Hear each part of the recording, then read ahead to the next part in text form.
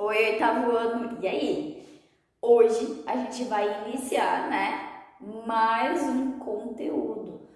Vocês já perceberam que no plano passado, quando a gente falou do Batman e do Capitão América, a gente já entrou um pouquinho no tempo do passado, a gente já estava trabalhando desde do plano 9, né, com isso, mas agora eu vou parar mesmo e vou explicar. Na sala de aula a gente ia construindo o conceito, a gente ia trabalhando com ele sem vocês nem perceberem. Talvez isso aconteceu também desde o plano 9, mas agora, no plano 11, né, a gente vai parar, vai sentar e vai fazer a comparação, inclusive, dele com o tempo do presente. Porque quando a gente entende como e quando utilizar o Simple Present, o Simple Past vai ficar muito mais fácil e muito mais prático no momento que vocês sabem o que vocês têm que fazer em cada uma das colocações, na frase afirmativa, negativa e interrogativa, tá?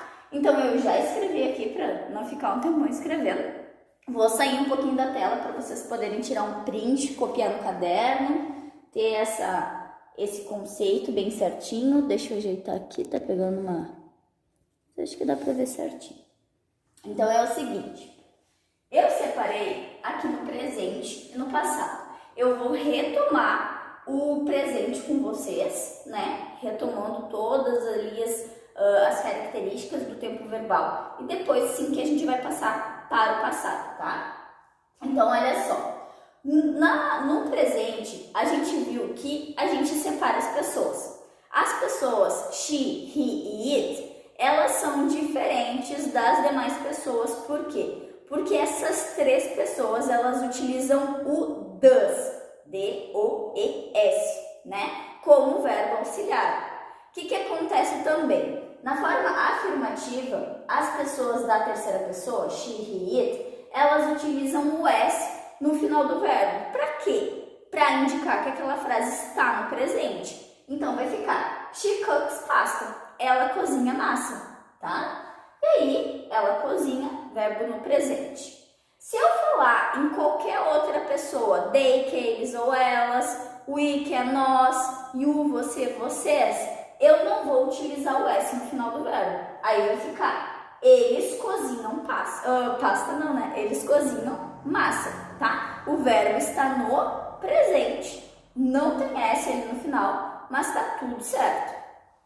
Agora, quando eu coloco essas duas frases para a forma negativa, a terceira pessoa continua utilizando o does, né? She, he, it, utilizando o does. E aí, o S no final do verbo some. Por quê? Porque já está aparecendo aqui. Então, vai ficar she does not cook pasta. Ela não cozinha massa, tá? Então, verbo no presente. Ela não cozinha massa. O does, ele não tem uma tradução, ele tá ali para indicar que essa frase tem que ser traduzida no presente. Então, ao invés da gente ficar fazendo várias conjugações verbais, né, eu boto o modal ali, que no caso é o do e o does, né, do presente, e automaticamente o verbo cook vai ser traduzido no presente, tá? E a pessoa de eles não cozinham massa. Então, presente também. Só que daí, como não é terceira pessoa, eu estou utilizando o do. O do not, o does not, sempre vem depois da pessoa, antes do verbo, tá? E percebam que, ó, já não tinha o S, continua não tendo, aqui perdeu o S porque aparece aqui. E por último, na forma interrogativa, a gente viu que os auxiliares, eles vão para onde? Para frente. Continuei utilizando does, obviamente eu tirei o not porque não é uma frase negativa. Então vai ficar, does she cook pasta? Ela cozinha massa. E aqui, do they cook pasta? Eles cozinham massa. Utilizei o auxiliar de cada pessoa e coloquei na frente. O que acontece agora no passado? O passado, como vocês sabem, é uma ação que aconteceu no passado. Então, eu dormi, eu comi, eu fiz, eu corri, eu quebrei, nós estudamos, né? Aconteceu no passado, beleza? Agora, eu digo que o passado é mais fácil de entender do que o presente. Por quê? Porque ele não tem separação de pessoas. Ah, essas três pessoas vão utilizar o does, essas daqui vão utilizar o do. Não, todas vão utilizar a mesma coisa, no final do verbo vai ter sempre a mesma coisa, independente da pessoa. Fica mais fácil. Vamos lá. O que acontece com o verbo no passado? No presente, a gente viu que a terceira pessoa ganhava um S. No passado, todas as pessoas, tanto she, quanto they, quanto you, I, todas, igualmente, recebem um ED no final do verbo, dos verbos regulares, tá? Então, é verbo regular, não tá lá naquela tabela, né, que a gente já vai voltar nela. Se não tiver lá naquela tabela, é um verbo regular. Então, o que quer dizer? Que vai ficar she cooked pasta. Ela cozinhou massa. Botei o ED no final do verbo, já automaticamente coloquei no passado. E eles cozinharam massa. Coloquei o ED no final do verbo, pessoa, eu traduzo conjugado. Eles cozinharam massa. Então, para todas as pessoas, quando eu quiser colocar no passado, eu vou colocar um ED no final. E é isso, tá? Agora, se eu quiser falar na negação, eles não cozinharam, ela não cozinhou, eu não quebrei, eu não estudei, eu vou usar o auxiliar did para todas as pessoas. No presente, a gente utilizava o does para she, he, it e o do para as outras. Agora é muito mais fácil, porque a gente vai utilizar o did, D-I-D, para todas as pessoas. Então vai ficar, ela não cozinha massa. Ops, no passado. Ela não cozinhou massa. E eles não cozinharam massa. Então, o que acontece? Em vez de eu colocar o does not, eu vou colocar did not. Em vez de colocar o do not, eu vou colocar did not também, tá? Então, todas as pessoas com os mesmos auxiliares. De novo, mesma posição. Depois do sujeito, antes do verbo.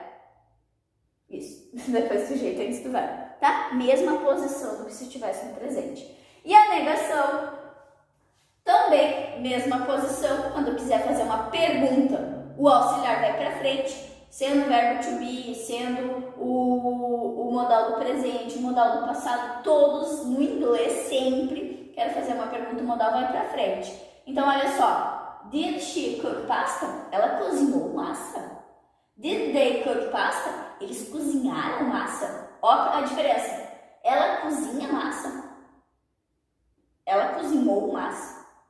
Eles cozinham massa. Eles cozinharam massa.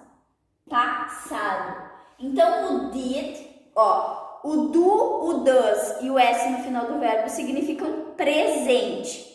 O did e o ed no final do verbo significam passado. O que vocês têm que estudar, que vocês têm que saber? Qual é a posição? Ah, no presente, na afirmativa, eu coloco o s na terceira pessoa. No passado, eu coloco o ed em todas as pessoas. Na forma negativa, no presente, eu utilizo does not ou do not, né? Tem gente que utiliza também contraído, doesn't e don't, também tá certo, tá? E no passado eu vou utilizar did not ou didn't. Tem gente que também contrai, mas pode utilizar separadinho, tá? Did not. É isso. Na interrogativa, no presente, eu coloco do ou does na frente. No passado, eu coloco did na frente, tá? Então, agora a gente vai para a segunda parte da aula.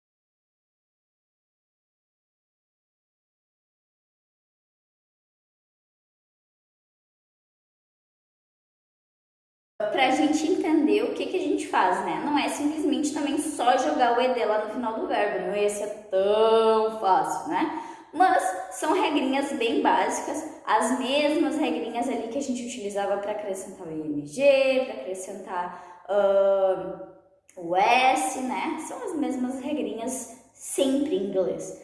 Para fazer pergunta vai para frente, para fazer negação vai o not, para acrescentar ali coisas no final do verbo sempre são as mesmas regras, tá? Por isso que é importante a gente já saber desde o início, desde o princípio, para os próximos conteúdos ficar cada vez mais fácil. E daí vocês vão tendo um tique ali do que tem que ser feito, tá? Então vou explicar. Vocês receberam uma tabela, né, que eu pedi para vocês ficarem com ela. E o que acontece? Vou ver se eu mando ela também, de novo, o link ali dela, né? Mas é o seguinte, nos verbos irregulares, a primeira coisa que vocês vão ter que fazer, dei um exercício ali para vocês bem embaixo, né? Número 1. Primeira coisa que vocês vão ter que fazer, vocês vão ter que descobrir se esse verbo ele é regular ou irregular. O que vocês fazem para isso? Vocês vão pegar a tabelinha que eu dei e vocês vão procurar esse verbo. Já tem ordem alfabética. Procurei o verbo, não tem esse verbo aqui. Então, vocês vão aplicar essas regras. Se ter o verbo ali, vocês só vão copiar da coluna certa. Por exemplo, o verbo fly, o voar, ele é irregular. Foi o que eu coloquei ali de exemplo para vocês no plano. No passado, eu não vou colocar flight, né? Ele não fica assim. O que acontece com o verbo fly? Ele é um... Deixa eu só...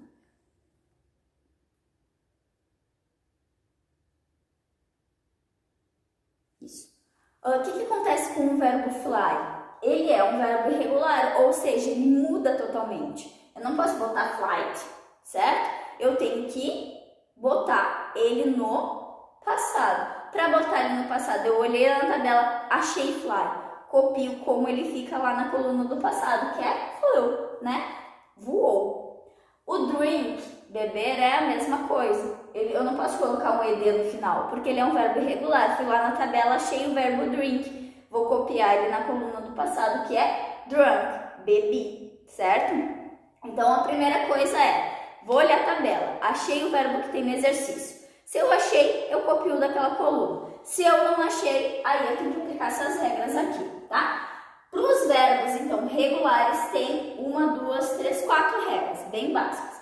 A primeira regra são para os verbos já terminados em E, tá? Lembrando, vocês têm que acrescentar o ED para a maioria dos verbos. Se não se encaixar nenhuma dessas, só botar o ED.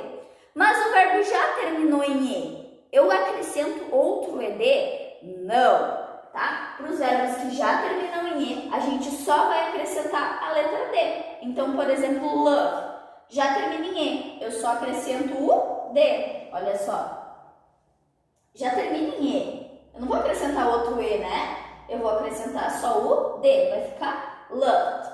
Agora, os verbos terminados em CVC. Vocês já sabem que CVC é consoante, vogal, consoante. Inclusive, eu expliquei ali no plano, né? Relembrei para vocês. O que é isso? Terminado, a palavra tem que ser terminada em uma consoante, vogal e daí outra consoante, que é o CVC que a gente chama. Se termina em CVC, a gente vai dobrar a última letra, né, que vai ser a consoante, e daí acrescentar o ED. Então, por exemplo, olha o stop. Stop termina em C, V, C. Consoante, vogal, consoante. T, O, P.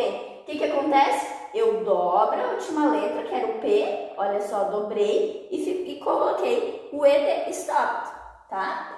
Plan. Terminado em CVC, L-A-N, CVC. O que eu faço? Dobro a última letra e coloco o MD. Dobrei a última letra e coloco o ED. Plant. Agora, para as palavras terminadas em Y, mas elas são precedidas de vogal, ou seja, antes do Y, olha só, tem uma vogal. O que eu faço? Eu deixo tudo certo e só coloco o ED. Então, se a palavra, enjoy, divirta-se, termina em Y, mas antes do Y tem uma vogal, A, E, I, O, U, eu vou deixar tudo igual e só vou colocar o ED. Diferente das palavras que terminam em Y, mas elas são precedidas de uma consoante. Ou seja, olha o stud, antes do Y não tem uma vogal, tem uma consoante. O que eu faço? Corto esse Y e acrescento IED, certo? Então, essas são as regrinhas. Agora vocês têm o exercício número 1. Eu sei que ficou um pouco mais extensa essa aula, mas acho que assim vocês conseguiram entender melhor. O que vocês vão fazer? Na número 1, vocês vão ver o verbo que eu coloquei lá entre parênteses, tá? Aí, tá dizendo lá, se é afirmativa, vocês vão colocar o ed conforme essas regrinhas. Se for negativa, vocês têm que colocar o did e o not e não coloca o ed. E se for a interrogativa, vocês vão colocar o did lá na frente, né? E o verbo sem nada também. Lembrando, se aparece o did, não aparece o ed. Se aparece o ed, não aparece o did, certo? Espero que vocês tenham entendido essa aula. Qualquer coisa vocês podem perguntar, façam vídeo chamada, me chamem, tirem as suas dúvidas, mas tentem fazer, tá ok?